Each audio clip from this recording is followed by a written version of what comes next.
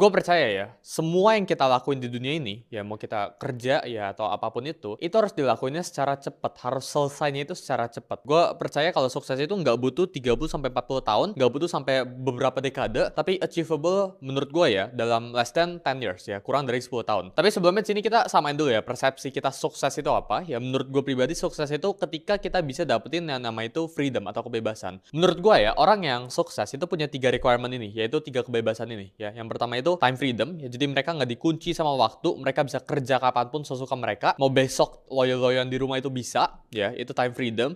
Terus yang kedua financial freedom, yang teman-teman sering dengar ya, yaitu kalau misal gue kedepannya pengen beli barang atau gue pengen beli rumah atau apapun itu uang itu udah nggak jadi masalah buat gue. Jadi time freedom, financial freedom, sama location freedom ya. Jadi ketika gue bebas, gue bisa dimanapun ya, gue bisa besok ke Singapura, besok ke mana, keluar kota dan sebagainya, dan ini nggak bakal affect gue secara financial. Jadi menurut gue orang yang sukses itu punya 3 requirement ini. Jadi time freedom, mereka bebas secara waktu. Terus ya financial freedom, mereka bebas secara uang, mereka nggak usah khawatirin lagi ya tentang kondisi finansial mereka kayak gimana besok ya. Makan udah nggak worry selama sampai mereka mati pun ya. Sama yang terakhir ini location freedom. Menurut gue kita percuma ya buat sukses ya, tapi atau punya banyak duit ya. Di sini kita definisin aja buat di video ini sukses itu banyak duit ya. Menurut gue percuma ya orang itu kategoriin dirinya itu sebagai orang yang sukses, tapi mereka itu nggak punya kebebasan yang gue tadi bilang ini, yaitu kebebasan waktu sama kebebasan tempat. Jadi percuma lu punya ratusan triliun atau lu punya triliunan, ratusan miliar ya kita ngomong ya, tapi lu itu dikunci sama yang namanya itu waktu ya. Lu itu harus kerja setiap hari dari jam 9 sampai jam 5. Lu itu harus kerja setiap hari dari jam 8 sampai jam 12 malam. Menurut gue itu